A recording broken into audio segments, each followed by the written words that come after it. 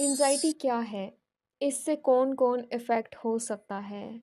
क्या मुझे anxiety disorder है? ये वो बहुत से कॉमन क्वेश्चन्स हैं जो हम में से हर दूसरा इंसान कभी ना कभी खुद से पूछता है। शायद आप भी पूछते हों। If you have ever felt that tight knot in your stomach right before a big presentation with those questions, कहीं मैं सब कुछ खराब ना कर दूँ, कहीं मेरी प्रेजेंटेशन सबसे बुरी ना हो जाए, कहीं मैम मुझे डांट ना दें, or maybe after experiencing those racing thoughts that keep you awake late at night, होता है ना कभी कभी बहुत से सवाल, आगे क्या होगा, कैसे होगा, ये सारे सवाल that always end with unable to find peace. If so, you are not alone. Today we are going to explore the world of anxiety. Anxiety की असल हकीकत है क्या? DSM यानी Diagnostic and Statistical Manual of Mental Disorders के according anxiety क्या है? How it impacts our bodies and minds. इसकी symptoms, triggers, misconceptions, stigmas, and most importantly, what we can do to manage it. चलिए फिर शुरू करते हैं और इन सारे सवालों के जवाब ढूँढते हैं। लेकिन इससे पहले एक छोटी-सी स्टोरी सुनते हैं, जिसमें मैं आपको बताऊँगी कि एक इंसान जो एंग्ज़ायटी के साथ ज़िंदगी गुज़ारता है, उसकी ज़िंदगी में एक दिन कैसे गुज़रता है। तो चलें फिर शुरू करते हैं। A day in the life of someone with anxiety. एक दिन किसी एंग्ज़ायटी के शिकार शख्स की ज़िंदगी में। जैसे ही सुबह अलार्म बजता है, आँख खुल जाती है, नींद से नहीं बल्कि बेचैनी भरी रात के बाद। पहला ख़्याल दिन के कामों के बारे में नहीं बल्कि एक अजीब-सा खौफ़, अगर आज सब ख़राब हो गया तो? अगर मैंने कोई गलती कर दी तो? सीने में एक अजीब-सा दबाव महसूस होता है, जैसे कोई अनदेखी-सी ज़िम्मेदारी उठा रखी हो। बिस्तर से निकलना ही एक बहुत बड़ा चैलेंज है उनके लिए। नाश्ता, वो तो बहुत बड़ा काम है। चाय का एक कप ही पी लेते हैं, लेकिन पेट में अजीब गड़बड़ चल रही होती है। घर से निकलने से पहले बैग बार-बार चेक करते हैं। चाबियाँ, मोबाइल, बटुआ, चार्जर, अगर कुछ भूल गया तो? अगर फ़ोन बंद हो गया तो? मैं क्या करूँगा? मैं क्या कर सकता हूँ? दफ्तर या क्लास में लोगों से बात करना ऐसे लगता है जैसे किसी बारूदी सुरंग में चल रहे हों। एक सादा जुमला, सुबह बख़ैर कहना भी एक तूफ़ान बन सकता है। क्या मैंने अजीब अंदाज में कहा था? क्या मेरी मुस्कुराहट मसनूई लग रही थी? लोग मेरे बारे में क्या सोचते होंगे? मीटिंग में अगर एक बात कहने का कहा जाए तो दिल ज़ोर-ज़ोर से धड़कने लगता है। अल्फ़ाज़ दिमाग में उलझ जाते हैं और जवाब देने के बाद फ़ौरन ही सोचने लगते हैं, क्या ये कितना बेवकूफ़ाना जवाब था? सब सोच रहे होंगे मैं बिल्कुल पागल हूँ, क्या कर दिया मैंने? दोपहर के खाने का वक़्त अकेले में ही गुज़ारते हैं। ये इंतख़ाब उनका अपना नहीं होता, बल्कि किसी ग्रुप में शामिल होना एक स्टेज पर जाने के बराबर लगता है। किसी गलत बात कहने या फिट ना होने का खौफ़ इंतहाई बुरा है, जो तन्हाई को बेहतर ऑप्शन बना देता है। घर वापस आकर भी ये कहानी ख़त्म नहीं होती, दिन के हर लम्हे को बार-बार याद करते रहना। वो एक छोटा-सा अजीब वक़फ़ा गुफ्तगू में उनके दिमाग में गर्दिश करता रहता है। मैंने ऐसा क्यों कहा? सब मुझे नापसंद करते होंगे। दूसरों के लिए तफ़रीह का वक़्त जैसे टीवी देखना, मोबाइल यूज़ करना उनके लिए मवाज़ने का वक़्त बन जाता है। दूसरों की ज़िंदगी देखते हैं और ख़ुद को कमतर महसूस करना शुरू कर देते हैं। सोने का वक़्त सुकून का होना चाहिए, लेकिन ये सब मुश्किल हिस्सा है। जैसे ही रोशनी मद्धम हो जाती है, दिमाग में ख़यालात का तूफ़ान शुरू हो जाता है। अगर मैं कभी बेहतर ना बन सका, अगर कल इससे भी बुरा हुआ तो, अगर मेरे प्यारों को कुछ हो गया तो, अंधेरे में खामोशी क्या होगा के सवालों की जंग बना देती है, जब तक थकन गालिब ना आ जाए। ये रोज़मर्रा का मामूल बन जाता है। ये ना सिर्फ़ एक परेशानी है, बल्कि ये दिमाग और हकीकत के दरमियान मुसलसल जंग है। एंग्ज़ायटी कभी नज़र नहीं आती, लेकिन जो लोग इसके साथ ज़िंदगी गुज़ारते हैं, उनके लिए ज़िंदगी बहुत मुश्किल बना। चलिए फिर शुरू करते हैं with the definition of anxiety according to DSM-5 TR। तो बेसिकली DSM-5 TR के according anxiety is defined as a anticipation of future threat. It involves excessive fear and worry that is disproportionate to the actual situation, often accompanied by physical symptoms like restlessness, muscle tension, and heightened arousal. और अगर मैं इसी definition को simple words में आपको समझाने की कोशिश करूँ तो इसका मतलब बनता है कि एंजाइटी एक ऐसी फीलिंग्स हैं जो आपको फ्यूचर थ्रेट के बारे में फेयर जनरेट करती हैं। मतलब कि एक ऐसी चीज़ का डर जो शायद हो भी सकती है या शायद नहीं भी।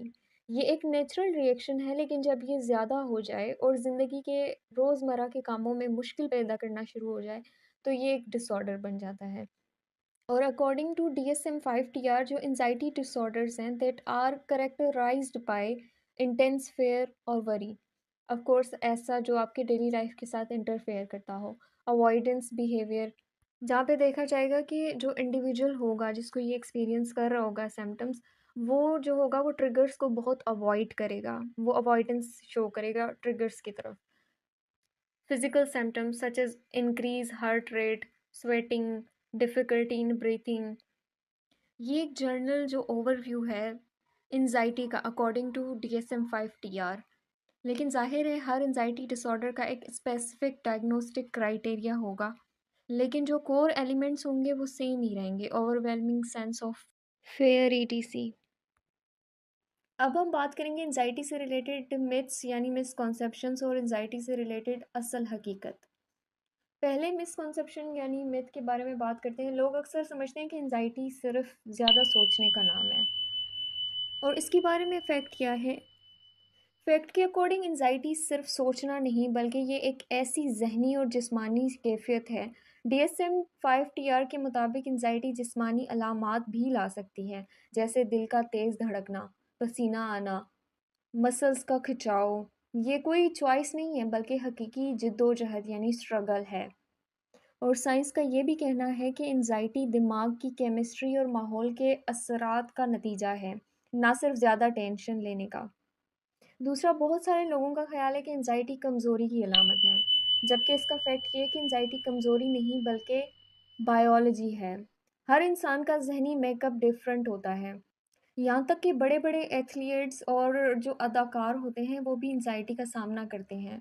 और कभी भी लोगों की इस सोच की वजह से कभी भी मदद तलब करने को कमज़ोरी ना समझें. मदद तलब करना कमज़ोरी नहीं है बल्कि हिम्मत की अलामत है. और कभी-कभी आपने देखा होगा कि बहुत सारे लोग जब किसी एंशियस इंसान को देखते हैं तो उससे कहते हैं कि एंजाइटी बस चिल करने से ख़त्म हो जाएगी, तुम चिल हो जाओ, सब ठीक है, ब्ला ब्ला ब्ला. रिलैक्स करने की टेक्निक्स बहुत हेल्पफुल साबित हो सकती हैं, लेकिन एंजाइटी इससे ज़्यादा पेचीदा है. और इसके लिए माइंडफुलनेस थेरेपी, CBT जैसी स्ट्रक्चर्ड टेक्निक्स की ज़रूरत पड़ती है. और यही स्ट्रक्चर्ड जो टेक्निक्स होती हैं वो हमें बताती हैं कि एंजाइटी को कैसे मैनेज किया जाए. ये सिर्फ फ़िक्र भूलने का नहीं बल्कि इसे हैंडल करने का सिखाती हैं. और अगर ये अवेयरनेस आप तक पहुँचे तो इसको आगे बढ़ाएं, लोगों तक पहुँचाएं. एंजाइटी सिर्फ दिमाग में मौजूद ख़यालात नहीं होते, ये एक हकीकी और काबिल इलाज हालत है. गलत फहमियों को छोड़ो, इनको अपने दिमागों से निकालें, हक़ाइक़ की तरफ जाएं. और अगर आप स्ट्रगल कर रहे हैं या आपका कोई प्यारा स्ट्रगल कर रहा है तो मदद लेने में हिचकिचाएं ना, क्योंकि इससे निकलना पॉसिबल है. एंजाइटी के ट्रिगर्स. ट्रिगर्स बेसिकली वो चीज़ें हैं जो हमारे अंदर एंजाइटी को अवेक कर देते हैं. ये वो एक्सटर्नल और इंटरनल फैक्टर्स हो सकते हैं जो हमारे दिमाग को ओवरवेल्म कर देते हैं, और बहुत सिचुएशंस में हमारी एंजाइटी को ये एक्सीड करा रहे होते हैं. हर शख्स के लिए एंजाइटी ट्रिगर्स डिफरेंट हो सकते हैं, लेकिन कुछ कॉमन ट्रिगर्स हैं जो आम तौर पर ज़्यादा लोगों को इफ़ेक्ट करते हैं. जैसे कुछ ऐसी स्पेसिफिक सोशल सिचुएशंस जो इंसान को बहुत कॉन्शियस कर देती हैं और उसको ये सोचने पे मजबूर कर देती हैं कि अगर मैंने कुछ गलत कह दिया या कुछ गलत कर दिया तो लोग मेरे बारे में क्या सोचेंगे. या फिर एकेडमिक स्ट्रेस, एग्ज़ाम की तैयारी, असाइनमेंट्स, डेडलाइंस का प्रेशर बहुत लोगों को एंजाइटी ट्रिगर करते हैं. जब स्टूडेंट्स को बस एक ही ख्याल आ रहा होता है कि अगर मैं फ़ेल हो गया तो क्या होगा, अगर टाइम पे मैंने असाइनमेंट सबमिट नहीं की तो फिर मुझे क्या-क्या बर्दाश्त करना पड़ेगा. इसी तरह वर्क प्रेशर में भी सेम यही डेडलाइंस को मीट करना, काम का ओवरलोड, बॉसेस की एक्सपेक्टेशंस, जिसमें इंसान को बस हमेशा से डेडलाइन्स मीट करने का प्रेशर होता है इस सिचुएशन में।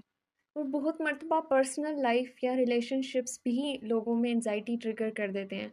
जब उनको डर होता है किसी को खोने का, ऐसे लोग अपनी पर्सनल लाइफ और रिश्तों के बारे में सोचकर परेशान होते रहते हैं। फिर कुछ लोगों को health concern as a trigger उनके लिए होता है कि वो उनकी एंग्ज़ायटी को बहुत ट्रिगर करता है। अपनी हेल्थ के बारे में सोच रहे होते हैं, अगर मुझे कोई सीरियस बीमारी हो गई या कोई प्रॉब्लम हो गया। और मोस्ट कॉमन जो होता है फ्यूचर के बारे में कुछ लोगों को अनसर्टेनिटी होती है, बल्कि बहुत सारे लोगों को होती है, लेकिन बहुत सारे लोगों का जो डेली लाइफ है वो डिस्टर्ब नहीं होती। लेकिन कुछ लोगों की एंग्ज़ायटी इतनी होती है कि उनकी डेली लाइफ डिस्टर्ब हो रही होती है, तभी तो एंग्ज़ायटी डिसऑर्डर बनता है, वरना कुछ पॉज़िटिव एंग्ज़ायटी भी होती है जो आपको काम करने पे मजबूर कर रही होती है। तो जो अनसर्टेनिटी अबाउट फ्यूचर होती है, उसमें इंसान सिर्फ़ अपने फ्यूचर के बारे में सोच रहा होता है कि अगर कुछ गलत हो गया, अगर गोल अचीव नहीं हुए या कुछ बुरा हो गया तो क्या होगा?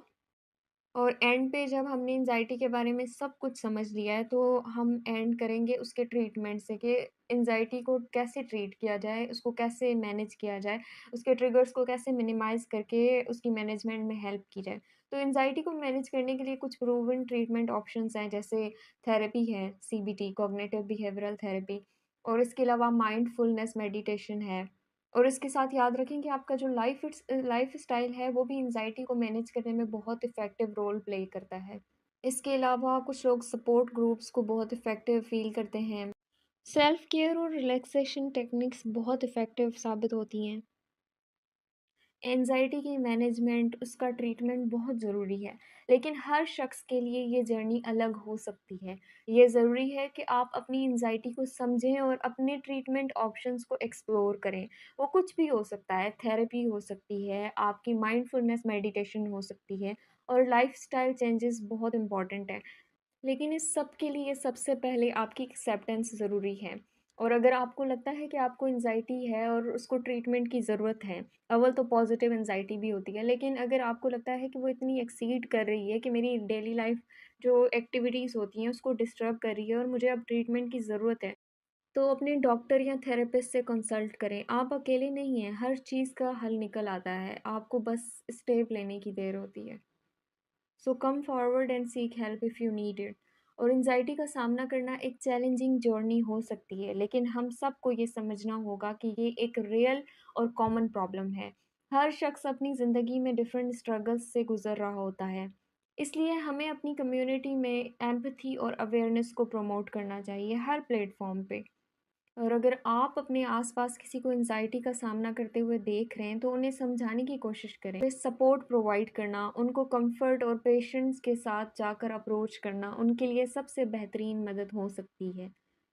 हमारे आसपास बहुत से ऐसे इंसान हैं जो अपनी अपनी बैटल्स लड़ रहे हैं। ऐसा मत सोचें कि आप अकेले हैं। अवेयरनेस बढ़ाना और एम्पैथी दिखाना हमारी पहली रिस्पॉन्सिबिलिटी है। इसको हमेशा याद रखें।